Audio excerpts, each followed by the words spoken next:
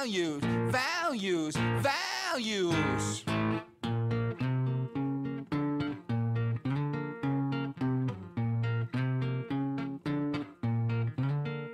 Do not talk to strangers online.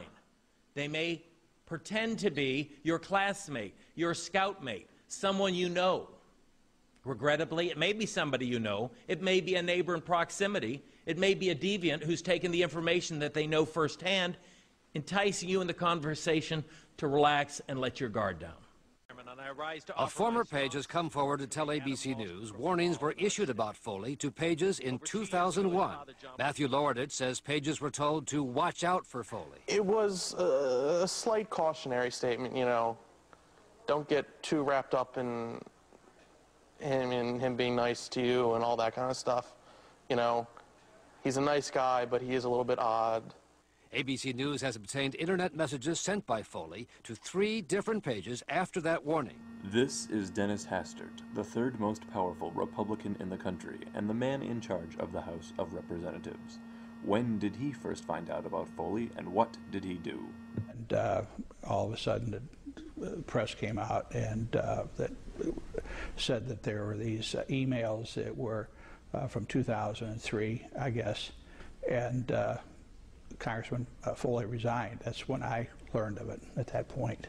You know, I know Danny Hastert.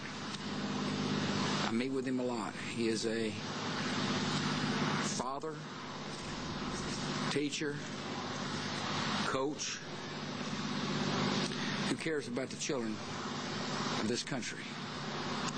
New reports that disgraced Congressman Mark Foley engaged in cyber sex with a teenage boy when he was supposed to be on the House floor for an important vote. To be honest, I'm a little too interested in you, so that's why I need to back off a little. Yeah, slow things down a little. I'm still young, like under 18. Don't want to do anything illegal. I'm not 18. Cool. Don't forget to measure for me. A reference to his request that the page provide the measurements of his sexual organ, a request Foley repeatedly made to another page as well.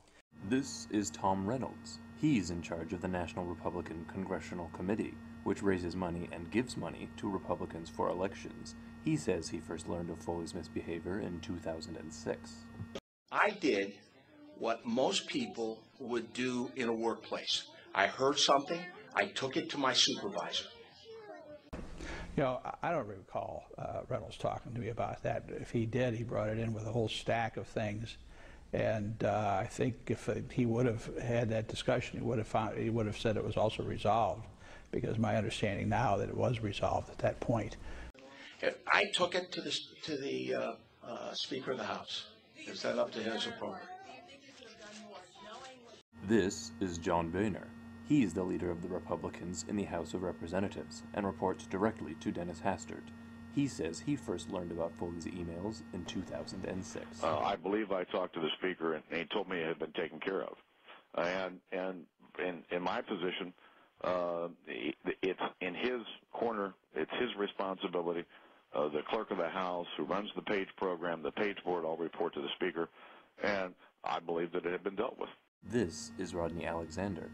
A page from his district received obscene emails from Foley, which Alexander first learned about in 2005. This is John Shimkus. He's the Republican in charge of the Page program, and Alexander told him about Foley in 2005. He didn't tell anyone else in the Page program, and no formal action was taken. You know, this didn't happen under our while the Pages were in Washington. It happened after these people left, in my understanding, left the Page program. This is Jim Colby. He first knew about Foley's inappropriate actions with Pages in the year 2000. He told the Page program, which Shimkus oversaw. Colby is now under investigation for inappropriate behavior with 2 male pages on a camping trip in 1996.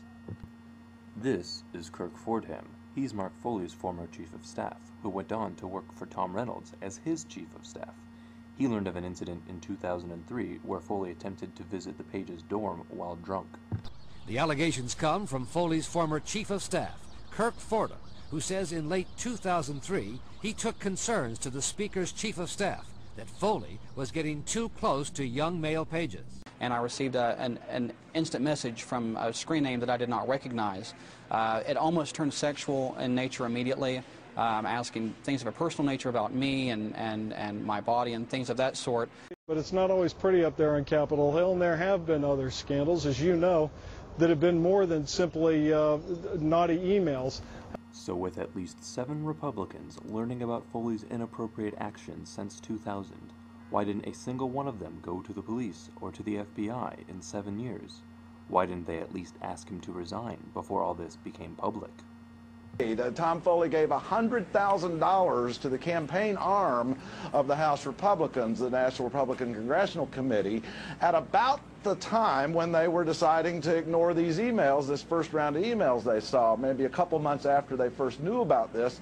Suddenly he gives this big donation. It really raises the question, did he buy their silence? The fact is that that was raised in an honorable fashion, as I best understand it, from Mr. Foley, and he gave it as his own free will, and I believe he has still about $1.8 million in his own account. It's something that members that care about the party and helping to advance the opportunity, me to continue a majority. Tired of a party that puts power and money above protecting our country, above protecting our jobs, and even above protecting our children? Then there's something you can do about it. This November 7th, it's time for a change. Values! Values!